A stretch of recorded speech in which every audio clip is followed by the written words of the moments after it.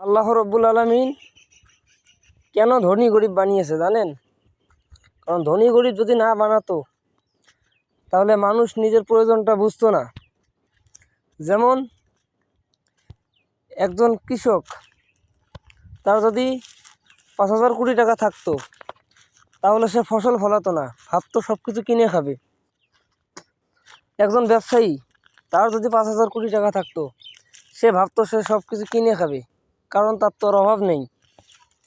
তারপরে একজন দিনমজুরি, সে আর কাজ করতো না, সে কারণ তোর কাছে টাকা আছে। একজন নাপিত, সে চুল কাটতো না, কারণ তার কাছে 5,000 কোটি টাকা আছে, ফলে সে সব কিনেই খাবে। একজন কোটিপতি আর বিজনেস করতো না, কারণ তার কোটি টাকা আছে। তাহলে কি হতো? মানুষ টাকাকে সঙ্গী করে নিয়ে বাঁচতে পারতো না, কারণ তারা শুধু টাকা কি খেয়ে থাকবে? কখনো না। কারণ জিনিসপাতি কেনা লাগবে, খাওয়া লাগবে, বাঁচতে হবে। সুতরাং এই এই কারণে আল্লাহ রব্বুল আলামিন ধনী গরিবের পার্থক্যটাকে বোঝানোর জন্য ধনী গরিব বানিয়েছেন।